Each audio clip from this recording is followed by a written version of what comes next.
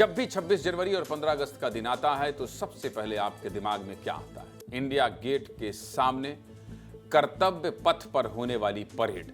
तो सबसे पहले इस परेड के बारे में ही बात करेंगे। सोमवार को सुबह 10:30 बजे रिपब्लिक डे परेड शुरू हुई, लेकिन इस परेड से पहले प्रधानमंत्री मोदी राष्ट्रीय युद्ध स्मारक गए और शहीदों को नमन किया। उन शहीदों को याद किया जिनकी वजह से हम खुली हवा में सांस लेते हैं।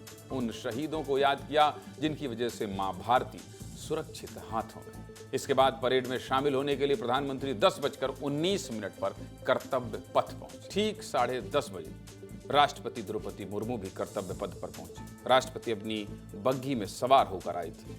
उनके साथ यूरोपियन यूनियन की अध्यक्ष उर्सुला वॉन और यूरोपियन परिषद के अध्यक्ष एंटोनियो कोस्टा भी थे, जो रिपब्लिक डे परेड के मुख्य अतिथि थे। इस बार के गणतंत्र दिवस की थीम वंदे मातरम पर रखी गई, जिसकी वजह है कि वंदे मातरम को 150 साल पूरे हो गए। सबसे पहले राष्ट्रपति द्रौपदी मुर्मू ने ध्वजारोहण किया, तिरंगे को 21 तोपों की सलामी दी गई और उसके बाद राष्ट्रगान हुआ, जिसके साथ ही पूरा कर्तव्य पथ भारत माता की जय के नारों से गूंज उठा। 10:40 पर शुभांशु शुक्ला को अशोक चक्र से सम्मानित किया गया। Group captain Shubhanshu Shukla Indian air force के अधिकारी हैं और इसरो के अंतरिक्ष यात्री, जो अभी 18 दिनों तक अंतरिक्ष में रहकर आए थे। सभी अतिथियों के आने के बाद 10:46 पर 4 Mi-17 हेलीकॉप्टर ने ध्वज फॉर्मेशन बनाकर तिरंगे को सलामी दी और फूलों की बरसात के साथ परेड की शुरुआत हो गई।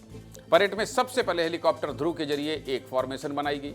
इस फॉर्मेशन को कहते हैं प्रहार फॉर्मेशन, जिसे कर्नल विजय प्रताप ने लीड किया।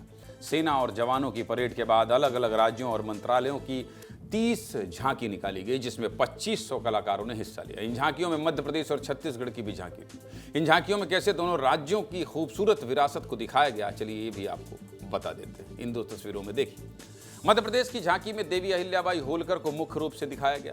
उनके हाथ में शिवलिंग था और पीछे महेश्वर घाट की अद्भुत झलक थी। कुल मिलाकर ये झांकी अहिल्याबाई के सुशासन, न्याय, मंदिर निर्माण और आत्मनिर्भर भारत की भावना को प्रस्तुत कर रही थी।